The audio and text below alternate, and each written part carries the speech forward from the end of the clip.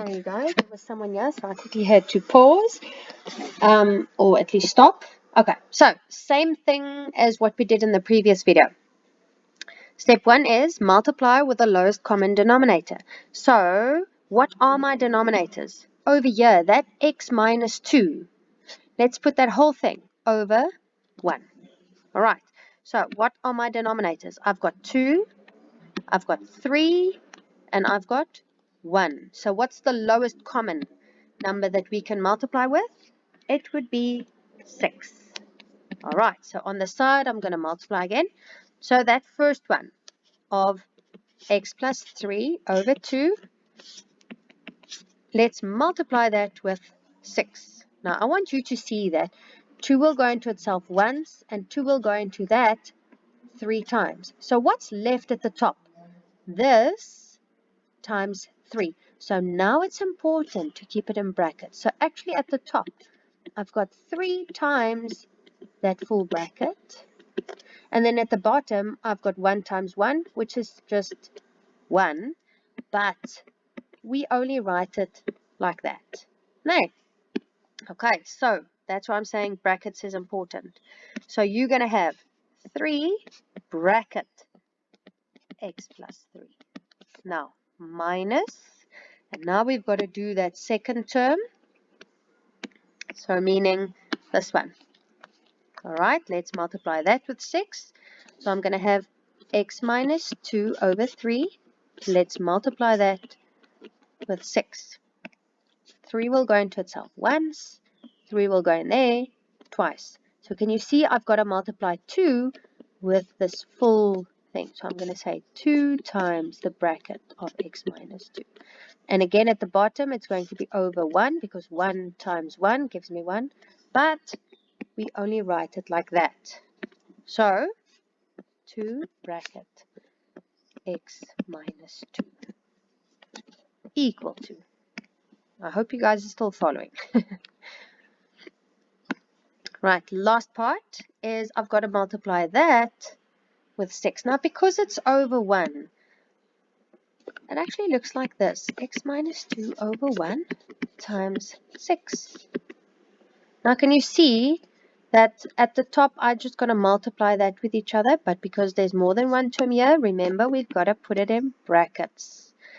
So that's going to be 6 times the bracket of x minus 2.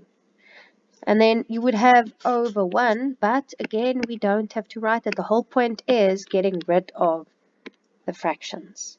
Okay, so now that we've got up until there, now we've got no more fractions. So now we've got to multiply in. Get rid of the brackets. Remember about BODMAS. So 3 times x, 3x. 3 times 3 gives me 9. Oopsie. Minus 2 times x, minus 2x. Minus 2 times minus 2, positive 4. 6 times x, 6x. 6 times minus 2, minus 12. Okay, let's simplify quickly.